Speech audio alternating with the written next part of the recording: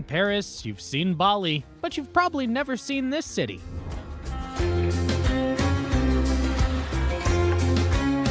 Tucked inside Tajikistan, it's one of the world's most overlooked travel gems. Today, we're exploring a place few people even know exists. Let's go.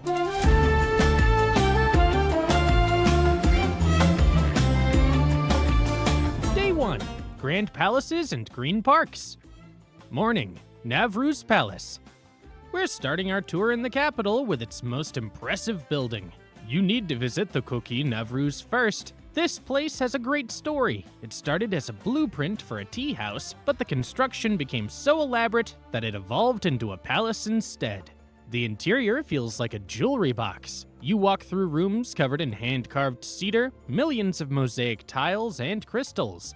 It's the best place in the country to see real Tajik craftsmanship up close. You cannot wander around alone. You need to purchase a ticket for a guided tour, which costs approximately $5. The guide takes you through 4 main halls and explains the meaning behind the artwork.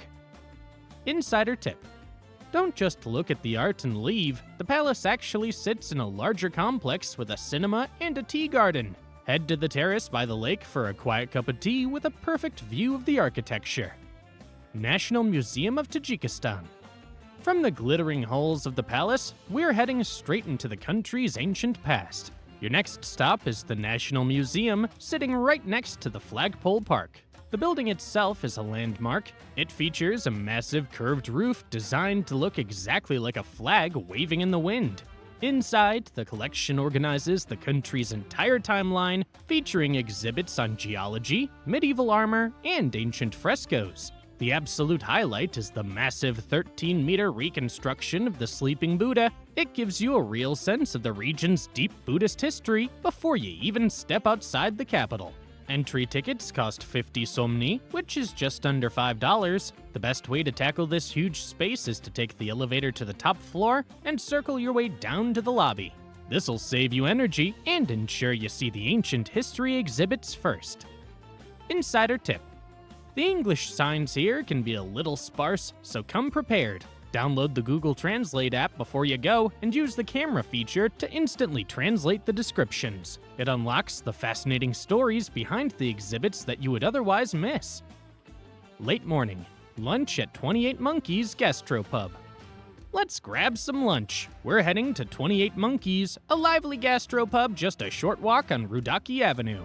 The atmosphere is fun and unique, featuring quirky portraits of monkeys dressed like aristocrats hanging on the walls. The menu mixes European and Asian flavors, so you'll have plenty of delicious choices. You should definitely order the spicy tom yum soup or the steam buns with crispy duck. They're the standout dishes that really deliver on flavor. A full main course costs about $8 to $12. This spot offers high-quality food and a great vibe to get you energized for the afternoon. Afternoon, Flagpole Park. We're walking off our lunch at one of the city's most ambitious landmarks. Head straight to Dushanbe Flagpole, a massive steel structure that dominates the skyline at 165 meters tall. Constructed in 2011, this monument claims the Guinness World Record as the tallest flagpole on Earth for several years. The flag itself is a monster of engineering. It spans 60 meters in length and weighs 700 kilograms. You're looking at a piece of fabric that weighs as much as a grand piano floating in the wind. The park is completely free and open to the public. You'll find locals relaxing by the fountains, and the main path gives you a clear view of the Palace of Nations just beyond the gate. Insider tip. Fitting this giant flagpole into a photo is a challenge. Walk toward the back of the park near the artificial lake. This angle lets you capture the entire flag with the golden dome of the presidential palace right behind it. Rudaki Park. Just steps away sits the cultural heart of the city. We're entering Rudaki Park, a garden dedicated to the father of Persian poetry, Abu Abdullah Rudaki. Walk straight toward the centerpiece, a bronze statue of the poet standing beneath a vibrant, rainbow-colored mosaic arch. The artist designed the blue and gold tiles to represent the sun and stars, creating the most recognizable postcard image of the capital. You're right in the center of the action here, with the National Library on your left and the Palace of Nations on your right. Pass under the arch and follow the fountains to the street. Look for the massive white building just across the road. This is where we're heading next. National Library of Tajikistan. Stop here and look up. You're standing in front of the National Library, a building that currently holds the title of the largest library in Central Asia. The design might look modern, but there's a specific concept behind it. The curved white facade is shaped to look like an open book. It was built to hold up to 10 million items, acting as a massive vault for the country's manuscripts and history. You can actually go inside and explore the halls. It's completely free to enter, but there's a strict rule. You must have your physical passport with you to get past the front desk. Early evening, Mergon Market. Now, for a change of pace, make your way to Mergon Market. If you're expecting a dusty, chaotic bazaar, you're in for a shock. This place is spotless. The building looks more like a palace than a grocery store. It uses a mix of modern and traditional architecture with a high glass roof that keeps everything bright and clean. Walk inside and head straight for the dry goods section. You'll see rows of spices, nuts, and dried fruits neatly stacked in pyramids. Tajikistan is famous for its apricots and walnuts, so this is the place to try them. The sellers here are friendly and will hand you samples before you even ask. Go ahead and take one, then grab a bag of whatever you like best. It beats any snack you've packed in your suitcase. Evening, dinner at Sarazm's. For dinner, head to Sarazm's. This is a loud, busy spot that prioritizes the charcoal grill over the decor. Ignore the rest of the menu and focus on the shashlik. Order a mix of ground beef and lamb chops. They arrive sizzling on metal skewers with a side of hot fatir bread, fresh from the clay oven. The local technique is to tear off a piece of bread and use it to slide the meat off the metal. It's the perfect comfort food to end the day, and most meals run just between $5 and $10. Day 2. The high-altitude mountain escape. Morning. Breakfast at Coffee Moose. On day 2, you're heading north into the mountains. It's a 3 to 4 hour drive to the lake, so you need to eat before you go. Stop at Coffee Moose. This is the best place in the capital for a proper espresso. Sit down and order the English breakfast. It's the most popular item on their morning menu. Hearty, consistent, and exactly what you need before a long day of travel. A full breakfast here costs between $6 and $9. Since good food stops are rare on the highway, make sure you order a chicken sandwich or a croissant to go. You'll be glad you have it when you're halfway through the mountain pass. Anzab Tunnel. Well-fed and with your takeaway sandwich in hand, hit the road north. You have about 90 minutes of driving before you reach the infamous Anzab Tunnel. Locals used to call this the Tunnel of Death. Even though it's paved now, it remains an intense 5 kilometers of darkness cutting straight through the rock. The real shock happens when you exit. You pop out of the warm southern hills directly into the jagged, freezing peaks of the Zeravshan range. Have your camera ready the second you see daylight. You go from dry hills to snow-capped giants in an instant. It's a total system shock. The view is going to blow your mind. Afternoon, Fann Mountains.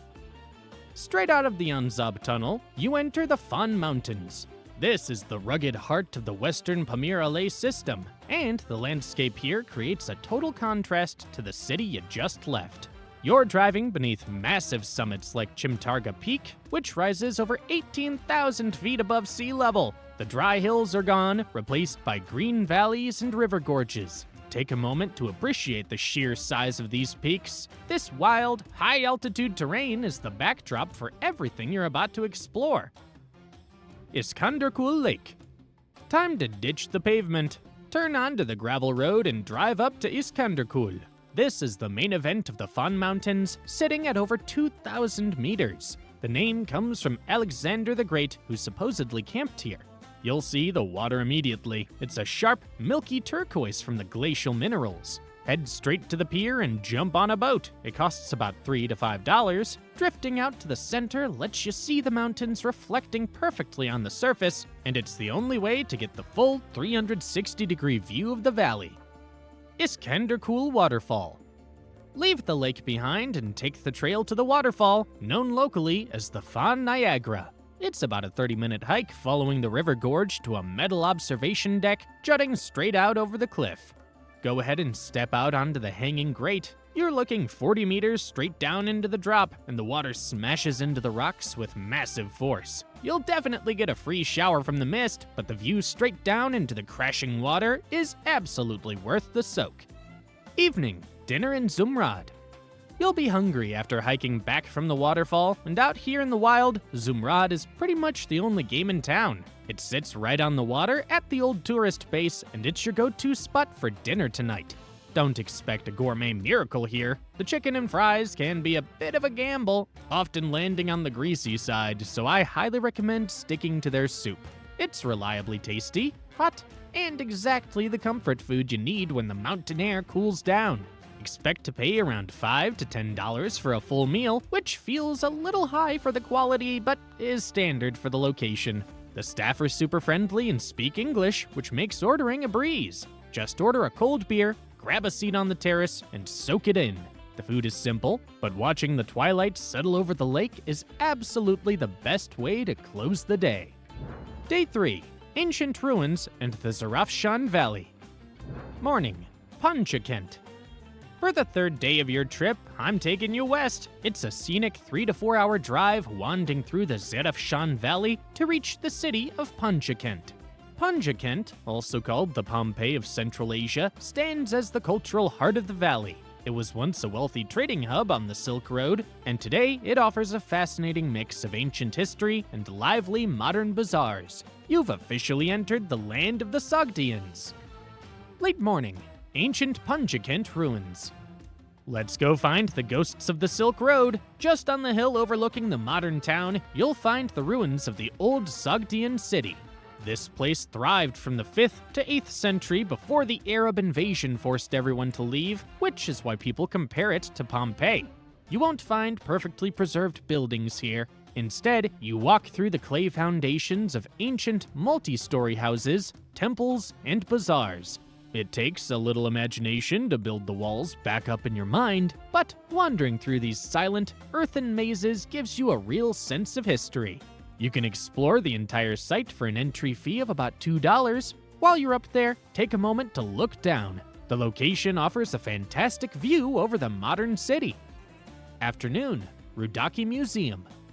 Time to bring those ruins to life. You have to head down from the hills and straight into the town center for the Rudaki Museum. While the ancient site gives you the scale, this museum gives you the soul. It's packed with the actual poetry, tools, and art that filled those empty clay houses you just walked through. The real star here is the collection of frescoes. Even though these are copies of the originals sent to Russia, they're absolutely essential for visualizing the vibrant, colorful world of the Sogdians. Entry is incredibly cheap. A $2 ticket gets you full access to the halls, which are named after Rudaki, the legendary father of Persian poetry born right here in the valley. Insider tip: don't expect a tour guide waiting for you at the door. Unless you bring your own expert, you're exploring this one solo. The museum is small and usually empty, so you can take your time soaking in the details without fighting any crowds. Lunch at Show Me Panjakent. It's time for lunch. Head straight to Show Me Panjakent to get out of the sun and fill up. The place is often packed with large groups, so be patient. Orders can be delayed during the lunch rush. Grab a table and focus on the meat. Order the shashlik skewers grilled over charcoal or a plate of plov. This is heavy, filling food that'll get you ready for the next stop. A full meal runs between $5 and $8. This is the fuel you'll need before hitting the road to the border. Late afternoon, Sarazm. Now for the main event of ancient history. Jump into a car for a 15-minute drive west toward the border to find Sarazm, the oldest settlement in Central Asia. We're talking about a city that stood here 5,500 years ago, long before the Silk Road even existed.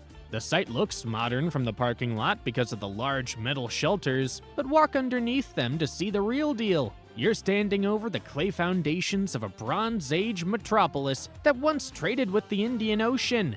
This is where archaeologists found the famous Princess of Sarazm, and you can still see the layout of the homes and workshops where her people lived.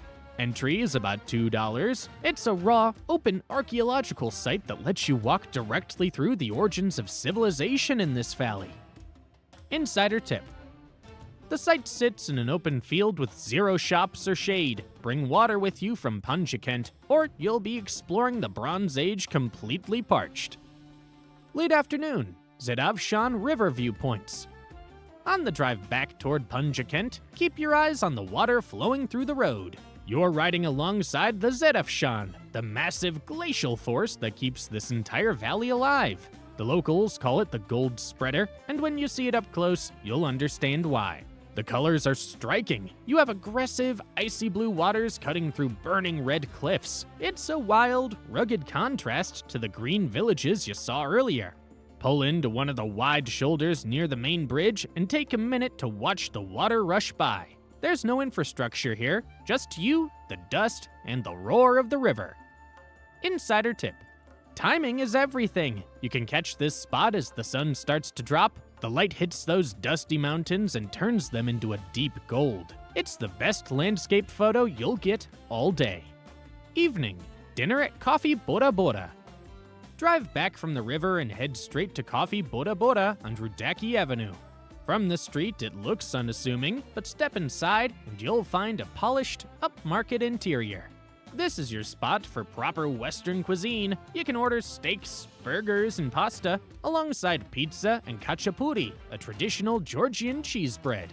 If you're here on a Saturday, you get live music with your dinner. Mains here run between $3 and $8.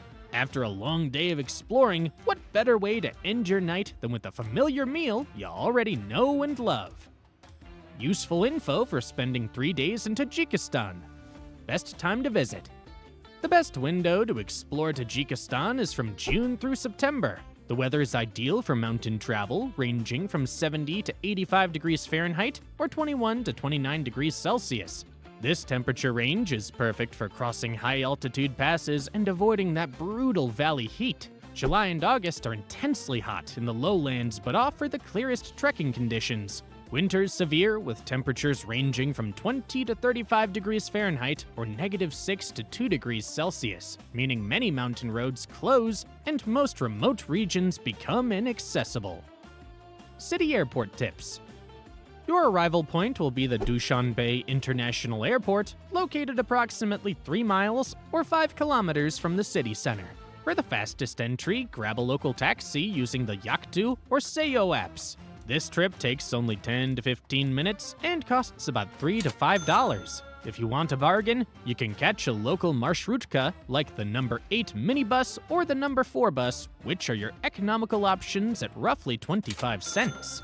Alternatively, skip the planning and use the official airport taxi stand, which charges a fixed, stress-free transfer fee of roughly $7 to $10 straight to your hotel.